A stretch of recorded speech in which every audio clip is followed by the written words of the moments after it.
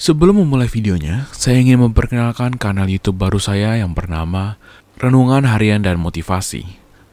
Teman-teman boleh berkunjung ke kanal YouTube tersebut jika berkenan. Terima kasih.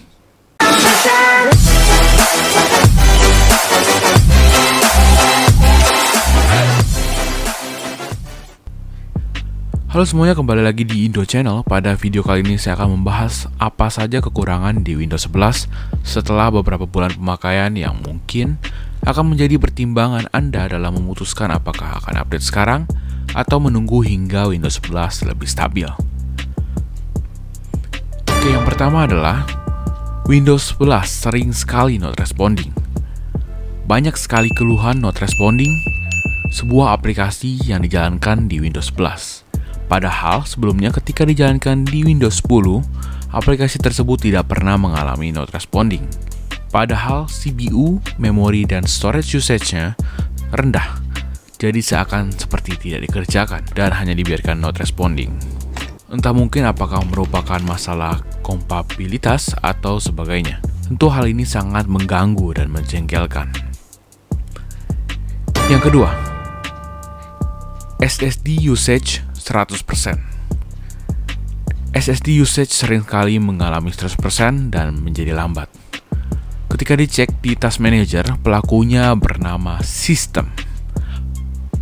Hal ini tidak hanya terjadi di SSD saya saja, tapi juga beberapa teman saya juga mengalami keluhan yang sama. Padahal sudah menggunakan SSD PCIe Gen 3. Dapat dibayangkan apalagi jika menggunakan HDD. Sudah pasti akan jauh lebih lambat. Yang ketiga, copy file hanya stuck di 0%.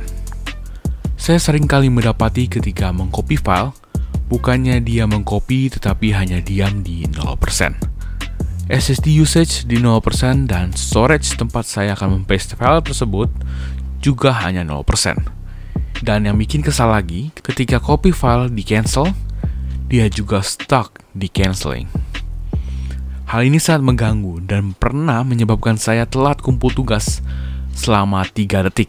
Ya, benar. Dia stuck beberapa menit dan membuat saya tidak bisa melanjutkan dan akhirnya telat kumpul deadline. Yang keempat, right click pada File Explorer mengganggu. Ketika di Windows 10 kita misalkan ingin rename, kita bisa klik kanan dan rename. Sekarang di Windows 11, kita harus klik kanan, lalu klik lagi Show More Option, lalu rename. Menurut saya, hal ini sangatlah tidak efisien dan sangat memangkas waktu. Dan yang terakhir adalah, Task Manager sekarang tidak bisa dibuka dengan hanya mengklik kanan pada taskbar. Sekarang, kita harus mengklik Start dan mencari Task Manager di sana. Menurut saya ini sangatlah mengganggu dan tidak efisien. Saya mengakalinya dengan memasangkan pin Task Manager pada taskbar agar mudah dijangkau. Sebenarnya masih ada lagi yang menjadi keluhan saya, tetapi tidak bisa dihitung sebagai salah satu permasalahan di atas, yaitu tidak bisanya menjalankan aplikasi Android di Windows 11. Kalian tahu, ketika akan diluncurkan, Windows 11 dijanjikan bisa menjalankan aplikasi Android. Dan sebenarnya, salah satu alasan saya ingin mengupdate ke Windows 11 adalah karena alasan tersebut. Namun nyatanya, hingga kini Windows 11 belum bisa menjalankan aplikasi Android, dan yang saya baru dengar, hanya baru bisa di Amerika. Ya, kita tunggu saja kapan kita akan mendapatkan fitur tersebut. Nah, itulah kelima hal yang menurut saya menjadi kelemahan di Windows 11. Hal tersebut tidak hanya terjadi pada laptop yang unsupported seperti saya, tetapi banyak juga dari teman-teman saya yang mengalami hal serupa di laptop modern mereka. Bahkan pada video Linus Tech Tips juga pernah mengeluhkan hal yang sama di PC high-end mereka. Here at LMG have reported File Explorer just randomly crashing on them.